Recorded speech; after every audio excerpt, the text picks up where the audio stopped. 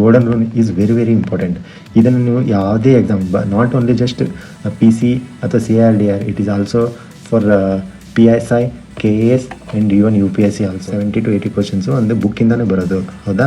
So ಯಾವುದು ಸಬ್ಜೆಕ್ಟ್ನ ಬಿಡುವಂಗಿಲ್ಲ.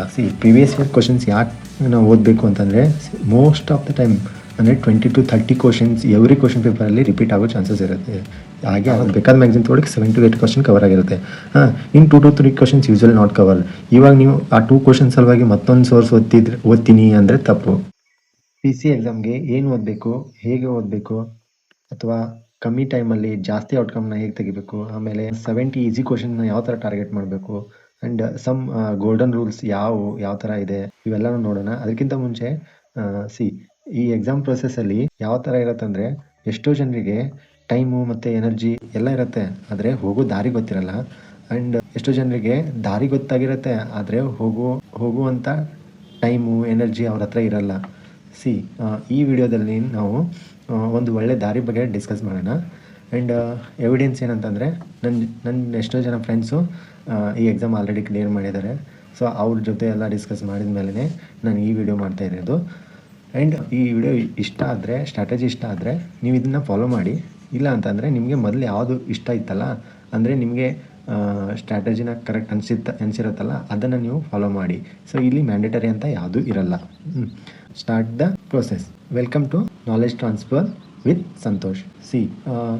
Exam pattern ಬಗ್ಗೆ ನೋಡಬೇಕಾದ್ರೆ ನಾವು ದೇರ್ ಆರ್ 4 ಟೈಪ್ಸ್, ಅಂದರೆ 4 ವಿಧಗಳು ಮಾಡ್ಕೊತೀವಿ. ಒಂದು PYQ, ಎರಡನೇದು ಸಬ್ಜೆಕ್ಟ್ಸು, ಮೂರನೇದು ಕರೆಂಟ್ ಅಫೇರ್ಸು, ನಾಲ್ಕನೇದು mental ability. As per PC exam KA conduct ಮಾಡೋದ್ರಿಂದ ಕರೆಂಟ್ ಅಫೇರ್ಸು ಮತ್ತು ಮೆಂಟಲ್ ಅಬಿಲಿಟಿ ಆಲ್ಮೋಸ್ಟ್ 20 to 25 ಕ್ವಶನ್ಸ್ವರೆಗೂ ಬರೋ ಚಾನ್ಸಸ್ ಇರುತ್ತೆ. So that it is very important. So ಇಲ್ಲಿವರೆಗೂ ವಿಡಿಯೋ ನೋಡಿದ್ದಕ್ಕೆ ಥ್ಯಾಂಕ್ಸ್. ಸೊ ಎಂಡ್ವರೆಗೂ ನೋಡಿ ಅಂತ ಹೇಳ್ತೀನಿ, ಯಾಕಂದರೆ ಎಂಡ್ವರೆಗೂ ನೋಡಿದರೆ ಒಂದು ಒಳ್ಳೆ ನಿಮಗೆ ಔಟ್ಕಮ್ ಸಿಗುತ್ತೆ ಅಂತ ನಾನು ಭಾವಿಸ್ತೀನಿ. ಫಸ್ಟ್ಲಿ PYQs ಅಂದರೆ previous year questions. Previous year questions ಯಾಕೆ ನಾವು ಓದಬೇಕು ಅಂತಂದರೆ, ಮೋಸ್ಟ್ ಆಫ್ ದ ಟೈಮ್ ಅಂದರೆ 20 to 30 ಕ್ವಶನ್ಸ್ ಎವ್ರಿ ಕ್ವಶನ್ ಪೇಪರಲ್ಲಿ ರಿಪೀಟ್ ಆಗೋ ಚಾನ್ಸಸ್ ಇರುತ್ತೆ. ಹಾಗೆ ಆಗುತ್ತೆ, ಬಿಕಾಸ್ ನಾನು ಎವಿಡೆನ್ಸ್ ಆಗಿನೂ ತೋರಿಸ್ತೀನಿ. ಬೇಕಂದರೆ ಯಾವುದೇ ಕ್ವಶನ್ ಪೇಪರ್ ತೊಗೊಳ್ಳಿ, 20 to 30 ಕ್ವಶನ್ಸ್ ರಿಪೀಟ್ ಆಗುತ್ತೆ. ಸಮ್ಟೈಮ್ಸ್ ಕ್ವಶನ್ಸ್ ರಿಪೀಟ್ ಆಗಿಲ್ಲ ಅಂದರೆ ಅಟ್ಲೀಸ್ಟ್ ಕಾನ್ಸೆಪ್ಟ್ ಆದರೂ ಅಥವಾ ಥೀಮ್ಸ್ ಆದರೂ ರಿಪೀಟ್ ಆಗೇ ಆಗುತ್ತೆ. ಸರ್ ನೀವು ಹೇಳ್ತಿರ್ಬೋದು ಈಗ ಎಲ್ಲ ಹೊಸ ಕ್ವಶನ್ಸ್ ತೆಗಿತಾ ಇರುತ್ತೆ. ಇಲ್ಲ, ಕ್ವಶನ್ಸ್ ತೆಗೆಯುತ್ತೆ, ಬಟ್ ಕಾನ್ಸೆಪ್ಟು ರಿಪೀಟ್ ಆಗ್ತಾ ಇರುತ್ತೆ. ಆ್ಯಂಡ್ PYQ ಇಂದ ನಮ್ಗೆ ಏನು ಗೊತ್ತಾಗುತ್ತೆ ಅಂದರೆ, ಒಂದು ಲಿಮಿಟೇಷನ್ ಗೊತ್ತಾಗುತ್ತೆ, ಎಲ್ಲಿವರೆಗೂ ಹೋಗ್ತಾ ಇದ್ದಾನೆ, ಏನು ಕೇಳ್ತಾ ಇದ್ದಾನೆ, ಒಂದು ಬಾರ್ಡರ್ ಅರ್ಥ ಆಗುತ್ತೆ. ಆ್ಯಂಡ್ PYQಸ್ದು ಒಂದು ಬುಕ್ ಬರುತ್ತೆ. ಯಾವುದೋ ಒಂದು PYQ ಬುಕ್ನ ನೀವು ಫುಲ್ಲಾಗಿ ಓದ್ಬಿಟ್ರೆ ಆಲ್ಮೋಸ್ಟ್ ಒಂದು ಸಬ್ಜೆಕ್ಟ್, ಫಾರ್ ಎಕ್ಸಾಂಪಲ್ ಹಿಸ್ಟ್ರಿಯಲ್ಲಿ ಒಂದು 2000 ಕ್ವಶನ್ಸ್ ಇಲ್ಲಿವರೆಗೂ ಕೇಳಿದಾನೆಂದರೆ, ಆ 2000 ಕ್ವಶನ್ಸ್ ಒಂದು ಸಲ ನೀವು ಓದ್ಬಿಟ್ರೆ ಅದನ್ನು ಆಲ್ಮೋಸ್ಟ್ ಒಂದು 1200 to 1300 1300 ಕ್ವಶನ್ಸು ರಿಪೀಟ್ ಆಗಿರುತ್ತೆ. ಅಂದರೆ ನಿಮಗೆ ಬಯಾಟ್ ಆಗಿಬಿಡುತ್ತೆ ಬರೀ ಒಂದು ಸಲ ಹೋದ್ರೇನು. ಸೊ ನೀವು 2 ಸಲ ಓದ್ಬಿಟ್ರೆ ಸಾಕಾಗತ್ತೆ. ಆ್ಯಂಡ್ PC ಮತ್ತು CRDR ಇವೆಲ್ಲ ಎಕ್ಸಾಮ್ಸ್ ಏನಿದಾವಲ್ಲ, ಸೊ PUC ಸೆಕೆಂಡ್ ಇಯರ್ಸ್ ಮೇಲೆ ಬರುವಂಥ ಎಕ್ಸಾಮ್ಸು. ಸೊ KA ಅವರು ಪ್ರತಿ ಕ್ವಾಲಿಫಿಕೇಷನ್ಗೆ ಅದರದೇ ಅಂತ ಒಂದು ಎಕ್ಸಾಮ್ ತೆಗೆದಿರ್ತಾರೆ. ಸೊ ಆ ಬೇಸ್ ಮೇಲೆ ಒಂದು ಎಕ್ಸಾಮ್ ಇರುತ್ತೆ. ಸೊ ಆಲ್ಮೋಸ್ಟ್ 1 ವರ್ಡ್ ಕ್ವಶನ್ಸ್ನ ಜಾಸ್ತಿ ಹಾಕಿರ್ತಾರೆ. ಇದು ಸೋರ್ಸಸ್ ಅಂದರೆ ಮಾರ್ಕೆಟಲ್ಲಿ ಸಪ್ನ ಪಬ್ಲಿಕೇಶನ್ಸ್ ಒಂದಿದೆ, ಇಲ್ಲಾಂದರೆ ಡೈ ಸೀರೀಸ್ ಅಂತಿದೆ. ಅದು ಬಿಟ್ಟು ನೀವು ಮತ್ತೆ ಬೇರೆ ಯಾವುದಾದ್ರೂ ಓದ್ತಿದ್ದೀರಾ ಅಂತಂದರೆ you can follow the same. It is not necessarily follow these twos. Okay, ಯಾವುದಾದ್ರೂ ಓದಿ, ಬಟ್ ರಿಪೀಟೆಡ್ ರಿವಿಷನ್ ಇರಬೇಕು. ಸೆಕೆಂಡ್, ಸಬ್ಜೆಕ್ಟ್ಸು ಅಲ್ಲಿ ನೀವು ಯೂಶ್ವಲಿ ಒಂದು ಲಾರ್ಜೆಸ್ಟ್ ಸಬ್ಜೆಕ್ಟ್ ಅಂತಂದರೆ polity, geography, science and tech, economy and history. ಇವು ಮ್ಯಾಂಡೇಟರಿ, ಇವು ಓದಲೇಬೇಕು. ಇದರಿಂದನೇ ನಿಮ್ಗೆ ಆಲ್ಮೋಸ್ಟ್ 70 ಕ್ವಶನ್ಸ್ ಬರುತ್ತೆ. 70 to 80 ಕ್ವಶನ್ಸು ಅಂದರೆ ಬುಕ್ಕಿಂದನೇ ಬರೋದು, ಹೌದಾ? ಸೊ ಯಾವುದು ಸಬ್ಜೆಕ್ಟ್ನ ಬಿಡುವಂಗಿಲ್ಲ. ನಿಮ್ಮ ಹತ್ರ ಟೈಮ್ ಕಮ್ಮಿ ಇದ್ದರೆ ಪ್ರಿಯಾರಿಟಿ ಮೇಲೆ ಓದಿ. ಅಂದರೆ ಯಾವ ಸಬ್ಜೆಕ್ಟ್ ನಾನು ಮೊದಲು ಓದಬೇಕು, ಅಥವಾ ಯಾವ ಸಬ್ಜೆಕ್ಟ್ ಕಮ್ಮಿ ಇರುತ್ತಲ್ಲ ಅದನ್ನು ಓದಬೇಕು, ಯಾವ ಸಬ್ಜೆಕ್ಟಿಂದ ಜಾಸ್ತಿ ಕ್ವಶನ್ಸ್ ಬರುತ್ತಲ್ಲ ಆ ಥರ ಓದಬೇಕು, ಪ್ರಿಯಾರಿಟಿ ಆಗಿ ಓದಬೇಕು. ಆಮೇಲೆ ಓದುವಾಗ ಒಂದು ಸೆನ್ಸ್ ಇರಬೇಕು. ಏನಂದರೆ ಒಂದು ಪೇಜಲ್ಲಿ ಒಂದು ದಿನ ಕಳೆಯೋದು ಅಥವಾ ಒಂದು ಚಾಪ್ಟ್ರಲ್ಲಿ ಒಂದು ದಿನ ಕಳೆಯೋದು ಇಲ್ಲ. ಒಂದು 2 ಸಲ 3 ಸಲ ರಿಪೀಟ್ ಮಾಡೋದ್ರಿಂದ ಮೇ ಬಿ ಆವಾಗ ನಿಮಗೆ ಆ ಒಂದು ಪ್ಯಾರಾಗ್ರಾಫು ಅಥವಾ ಒಂದು ಪೇಜ್ ಅರ್ಥ ಆಗ್ತಾ ಇರುತ್ತೆ. ನೀವು ಒಂದು ಪೇಜ್ ಅದು ಪ್ಯಾರಾಗ್ರಾಫ್ ಅರ್ಥ ಆಗೋವರೆಗೂ ನೀವು ಮುಂದೆ ಹೋಗಿಲ್ಲ ಅಂತಂದರೆ ಕಷ್ಟ ಆಗುತ್ತೆ. ಅಂದರೆ ಮುಂದಿನ ಎಷ್ಟೋ ಈಸಿ ಕಾನ್ಸೆಪ್ಟ್ಗಳನ್ನ ನೀವು ಬಿಟ್ಬಿಡ್ತೀರಾ. ಅಂದರೆ ಅವೇ ಎಕ್ಸಾಮ್ಸ್ ಬರೋ ಚಾನ್ಸಸ್ ಜಾಸ್ತಿ ಇರುತ್ತೆ. ಸೊ ದ್ಯಾಟ್ ಸೆನ್ಸ್ ಇರಬೇಕು ಓದುವಾಗ. ಇಲ್ಲಿ ಸೋರ್ಸಸ್ ಅಂದರೆ ಒಂದು ಗೋಲ್ಡನ್ ರೂಲ್ ಏನಂದರೆ ಒಂದು ಸಬ್ಜೆಕ್ಟ್ಗೆ ಒಂದೇ ಬುಕ್ ಇರಬೇಕು.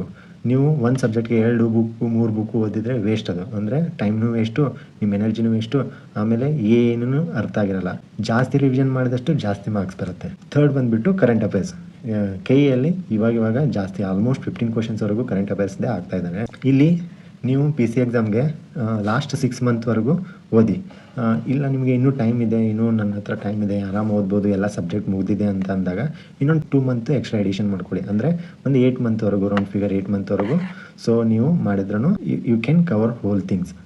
But keep it in mind that ಯಾವುದೇ ಒಂದು ಮ್ಯಾಗ್ಝಿನ್ ತೊಗೊಳ್ಳಿ, ಇವಾಗ ಒಂದು 15 ಕ್ವಶನ್ಸ್, ಒಂದು 10 ಕ್ವಶನ್ಸ್ ಬರುತ್ತೆ ಅಂತ ತಿಳ್ಕೊಳ್ಳಿ. ಅದರಲ್ಲಿ 7 to 8 ಕ್ವಶನ್ಸು ಕವರ್ ಆಗಿರುತ್ತೆ. ಯಾವ್ದು ಬೇಕಾದ ಮ್ಯಾಗ್ಝಿನ್ ತೊಗೊಳ್ಳಿ 7 to 8 ಕ್ವಶನ್ ಕವರ್ ಆಗಿರುತ್ತೆ. ಇನ್ನು 2 to 3 questions usual not cover. ಇವಾಗ ನೀವು ಆ 2 ಕ್ವಶನ್ಸ್ ಸಲುವಾಗಿ ಮತ್ತೊಂದು ಸೋರ್ಸ್ ಓದ್ತೀನಿ ಅಂದರೆ ತಪ್ಪು. ತಪ್ಪದು. ಇವನ್ ನೀವು ಅದು 2 ಸೋರ್ಸ್ ಓದಿದ ಮೇಲೂ 7 to 8 ಕ್ವಶನ್ಸ್ ಅಷ್ಟೇ ಕವರ್ ಆಗ್ತಿದೆ ಅಂತಂದರೆ ಇಟ್ಸ್ ವೆರಿ ಅಂದರೆ ಒಂದು ನೆಗೆಟಿವಿಟಿ. ಸೊ ಅದಕ್ಕೆ ನಾವು ಅದನ್ನು ಅವಾಯ್ಡ್ ಮಾಡಬೇಕು. ದ್ಯಾಟ್ 2 to 3 ಕ್ವಶನ್ಸ್ ಏನಂದರೆ ನಿಮ್ಮದು ಒಂದು ಪ್ರೆಸೆನ್ಸ್ ಆಫ್ ಮೈಂಡು, ಅಲ್ಲಿ ಆ ಮೂಮೆಂಟಲ್ಲಿ ನಿಮಗೆ ಏನು ಹೊಳೆಯುತ್ತೆ ಅಥವಾ ಏನು ಅನಿಸುತ್ತೆ ಅದೇ ಆನ್ಸರ್ ಇರುತ್ತೆ ಯೂಶ್ವಲಿ. ಬರೀ ಒಂದು 2 ಕ್ವಶನ್ಸ್ಗೆ ಬೇರೆ ಒಂದು ಸೋರ್ಸು ಅಥವಾ ಮ್ಯಾಗ್ಝಿನ್ ಓದೋದು ಸರಿಯಲ್ಲ, ಅಂದರೆ ಓದಬೇಡಿ ಅಂತ ಹೇಳ್ಬೋದು. ಇಲ್ಲಿ ಗೋಲ್ಡನ್ ರೂಲ್ ಏನಂದರೆ ಒಂದು ಮ್ಯಾಗ್ಝಿನು ಜಾಸ್ತಿ ರಿವಿಷನ್ನು.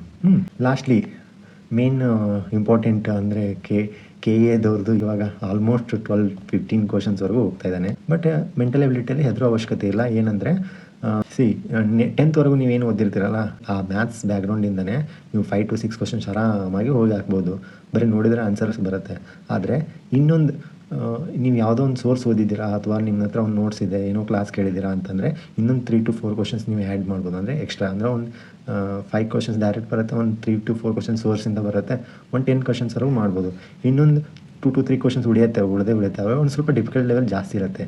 ಆ ಟೈಮಲ್ಲಿ ನಿಮಗೆ ಒಂದು ಕಾಮನ್ ಸೆನ್ಸು ಅಥವಾ ಪ್ರೆಸೆನ್ಸ್ ಆಫ್ ಮೈಂಡು ಏನಾದರೂ ಯೂಸ್ ಮಾಡಿದ್ರೆ ಸೊ ರಿಮೈನಿಂಗ್ ಕ್ವಶನ್ಸ್ನು ಕವರ್ ಆಗೋ ಚಾನ್ಸಸ್ ಜಾಸ್ತಿ ಇರುತ್ತೆ. ಇಲ್ಲಿವರೆಗೂ ಅರ್ಥ ಆಯ್ತಲ್ಲ. ಸೊ ಇದಕ್ಕಿಂತನೂ ಇದಾದಮೇಲೆ ಒಂದು ಗೋಲ್ಡನ್ ರೂಲ್ ಬಗ್ಗೆ ನಾವು ಮಾತಾಡೋಣ. Golden rule is very important. ಇದನ್ನು ನೀವು ಯಾವುದೇ exam, not only just PC ಅಥವಾ CIRDR, it is also for PSI, KS and even UPSC also.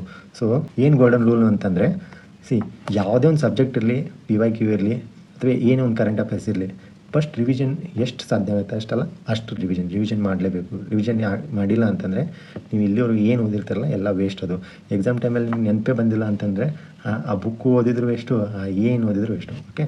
ಎರಡನೇದು, ಒಂದು ಸಬ್ಜೆಕ್ಟ್ 1 ಬುಕ್.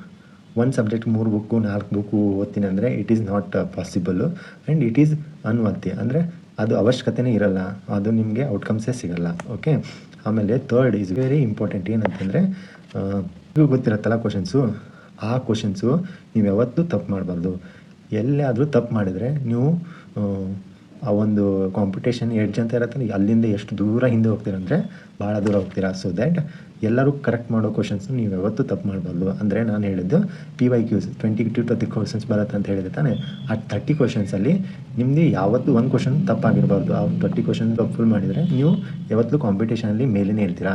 ಆಮೇಲೆ ಸಬ್ಜೆಕ್ಟಲ್ಲಿ ಈಸಿ ಕ್ವಶನ್ಸ್ ಬರ್ತಾ ಇರುತ್ತಲ್ಲ, ಆ 20 to 30 ಕ್ವಶನ್ಸು ಅವು ಕರೆಕ್ಟಾಗಿ ನೀವು ಹಾಕಿದರೆ ಈಸಿ, ಯಾವುದೇ ತಪ್ಪು ಮಾಡಲಾರ್ದೆ ಅಲ್ಲಿ 30 ಕ್ವಶನ್ಸ್ ಬಂದೇ ಬರುತ್ತೆ. ಆಮೇಲೆ ಕರೆಂಟ್ ಅಫೇರ್ಸ್ ಸುಮ್ಮನೆ ಮ್ಯಾಗ್ಝಿನಲ್ಲಿ ಫಸ್ಟ್ ಪೇಜ್ನೇ ಒಂದು 6 to 8 ಮಂತ್ ಓದ್ಕೊಂಡು ಹೋದರೆ 4 to 5 ಕ್ವಶನ್ಸ್ ಬಂದೇ ಬರುತ್ತೆ.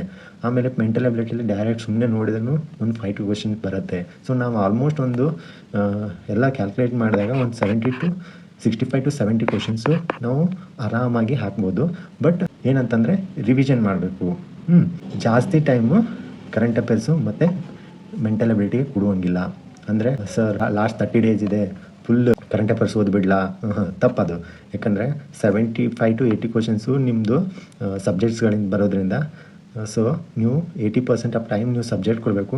ಇನ್ 10 to 15% ಅಷ್ಟೇ ನೀವು ಮೆಂಟಲ್ ಎಬಿಲಿಟಿ ಪ್ಲಸ್ ಕರೆಂಟ್ ಅಫೇರ್ಸ್ಗೆ ಕೊಡಬೇಕಾಗತ್ತೆ.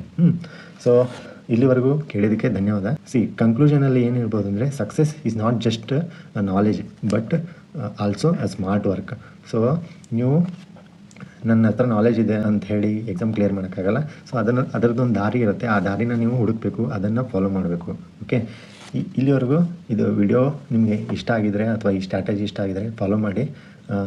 ಇದು ನಿಮಗೆ ನಿಮ್ಮ ಫ್ರೆಂಡ್ಸ್ಗೆ ಶೇರ್ ಮಾಡಬೇಕನ್ನಿಸ್ತು ಅಥವಾ ಅವ್ರಿಗೂ ನೀವು ಪೊಲೀಸ್ ಆಫೀಸರ್ನ ಆಗಬೇಕು ಅಂತ ನೀವು ಆಸೆ ಪಟ್ಟಿದ್ರೆ ಅವ್ರಿಗೂ ಶೇರ್ ಮಾಡಿ. ಆ್ಯಂಡ್ ಏನೇ ಒಂದು ಡೌಟ್ಸ್ ಇದ್ದರೆ ಅಥವಾ ಈ ಥರ ರಿಲೇಟೆಡ್ ವಿಡಿಯೋ ಬೇಕಂದರೆ ಸೊ ನೀವು ಯಾವಾಗಲೂ ಕಮೆಂಟ್ ಬಾಕ್ಸಲ್ಲಿ ಕಮೆಂಟ್ ಮಾಡಿ. So thank you.